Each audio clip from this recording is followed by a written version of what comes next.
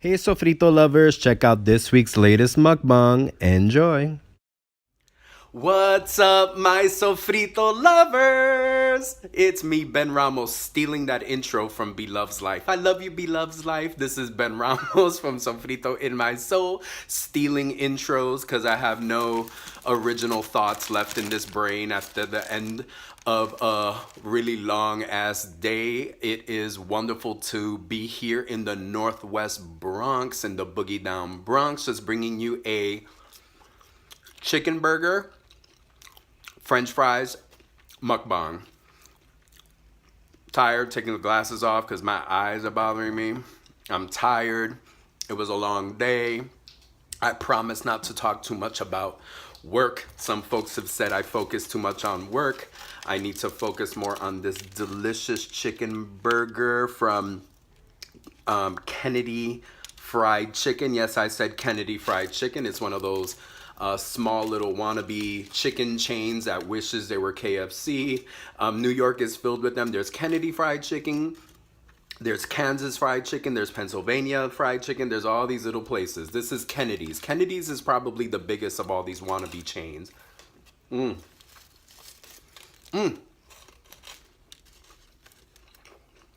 provecho. Chicken burger, lettuce, tomato, onions, pickles. I need some fried goodness. It's been a long day. I'm dropping fries. Every time I eat in this setup, I like spill food everywhere.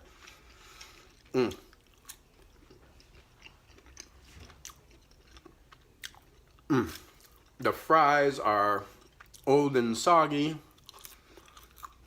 but they taste good.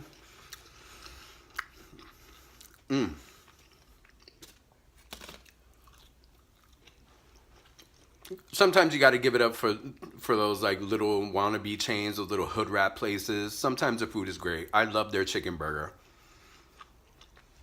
I love it. Look at this sloppy mess. Look at this. Ay, qué rico. Ay, qué rico.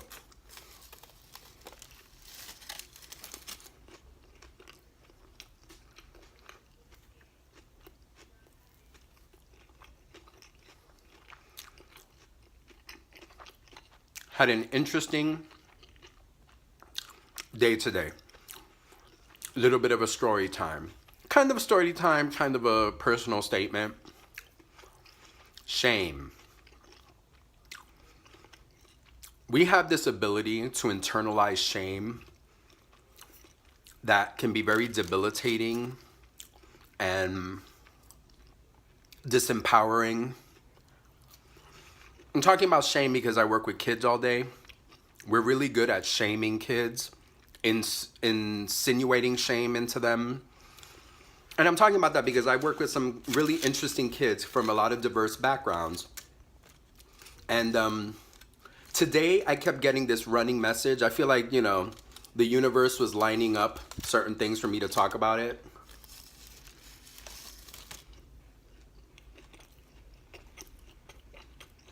To talk about internalized shame.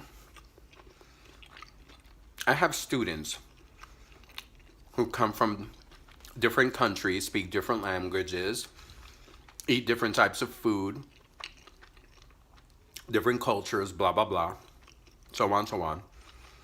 And it's really interesting how whenever I engage kids and I want to talk to them about their language, how do you say this in your language? How do you say that? What do you eat at home? There's a lot of our kids who are ashamed, who don't want to speak that language, who don't want to talk about the foods and culture that they come from, the foods they eat, the cultures they come from. And a lot of these kids have the same response, which is that they've been told by their parents that we're in America, and that's something that you don't talk about or mention to people outside the family. I've got one kid who will not speak to me or translate anything into Vietnamese because his mother and father said, you're in America now, you're an American, you don't talk like that outside of the house. And I find that really interesting because there's so much internalized shame there. And when I talk to them and I say, you should be proud that you speak another language. You should be proud of where you're from. You should be proud that you eat different types of food. A lot of them just shaking their heads like, no, no, no, no, we're not supposed to talk about that. I've seen that with some of my West African students, a lot of the Asian students, a lot of the Middle Eastern kids. I have a lot of kids that are coming from Yemen, from the Middle East. There's just this, you know,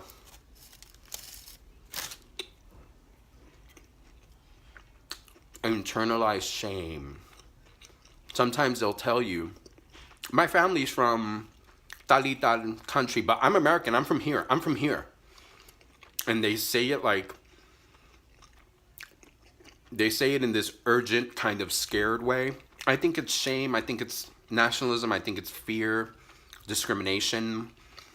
This very simple concept of not wanting to be different, because if you're different, you know, discrimination, racism, blah, blah, blah is going to come your way, even if you don't exactly know the ism.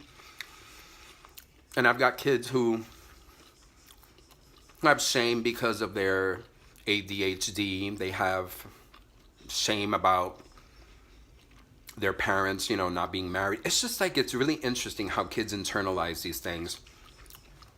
And they come from this fear, shame perspective. And me and my staff talk to them about, like, be proud. It's okay to have two moms. It's okay to just have a mom. It's okay to be with a single dad. It's okay you're from Vietnam or Cambodia. It's interesting. Think about how much we pass along these types of things to, and that comes from the parents, and the parents feel that way too. So they pass along that shame. It's just interesting.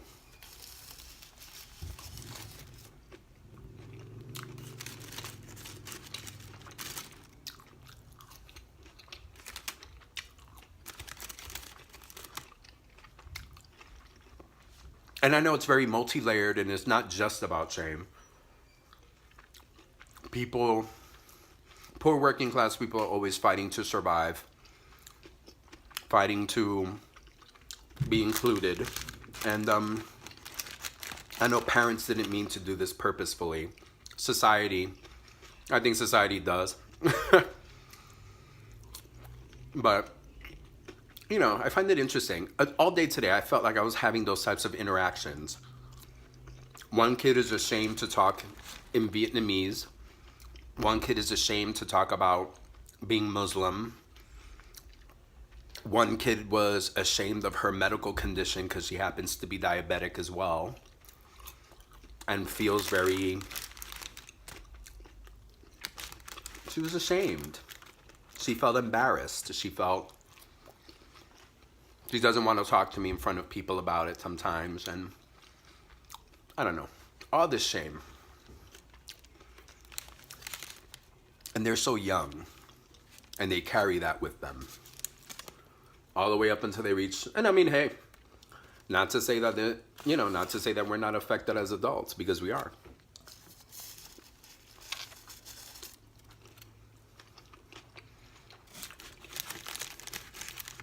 Okay. On to nicer topics.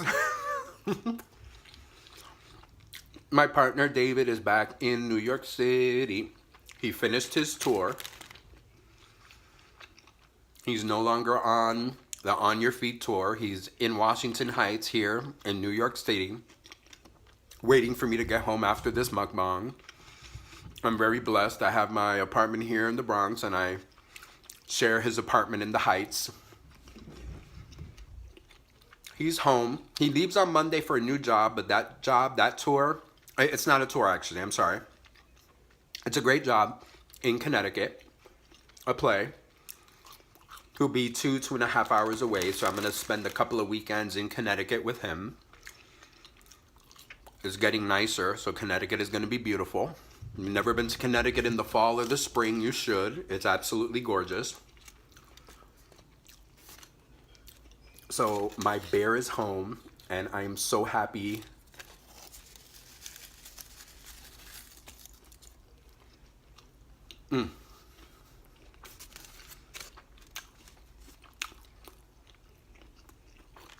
we get to do couple things. Like we're gonna,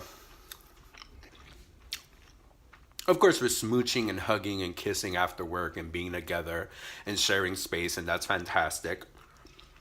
But, when I'm off of work and I got a 3-day weekend, we're gonna go to the movies and go have dinner and run around the city together holding hands and being just the cutest little fat boys you've ever seen. So, I know I'm running the gamut. I'm all over the place. Talking about shame, talking about my bear. Oh, there is some intersectionality.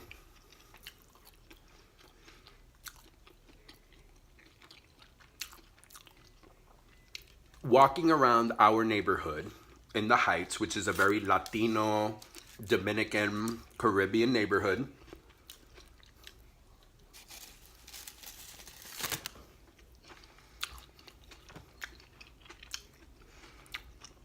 I drop it all.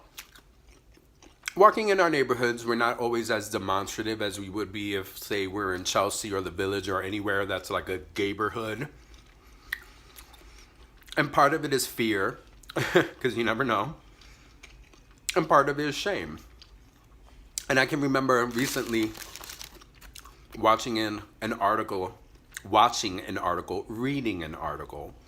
about how a lot of queer people of color, queer black, queer Latino folks, how they curb their demonstrative culture when they're in their neighborhoods as opposed to being downtown. And again, fear, embarrassment, coupled with actual security and concern, but shame as well. And I feel like that's something I'm going to be changing. I'm going to hold that hand in Washington Heights.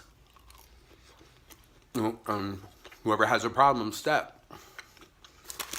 I'm cute and cuddly, but I'll fuck you up, too. And so will he. He's cute and cuddly, but don't mess with that man. So, I'm just bringing you your typical Thursday or Friday mukbang look. I dogged up this chicken burger. I'm glad I'm able to share it with you, Mira. Kennedy Fried Chicken. You ever come to New York City, check out the Kennedy Fried Chicken.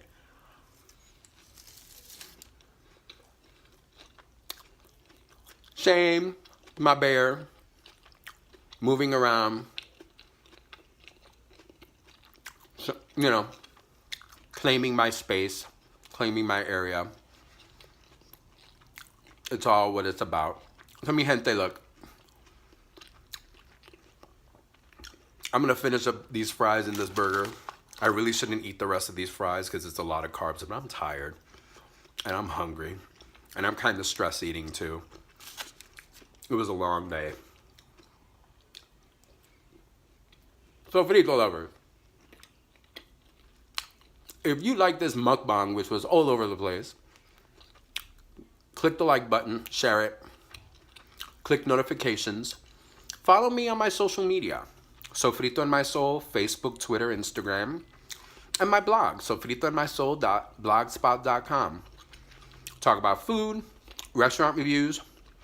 I push foodie events, articles. We do it all. Oh. Go out there. If you're ever in New York City and you want to taste some okay food, go to Kennedy Fried Chicken. You'll find them all over the hood. Go have a good time. Sofrito lovers, go taste for yourself. Como siempre, mucho amor. Release the shame and embrace liberation. All right, folks? Mucho amor.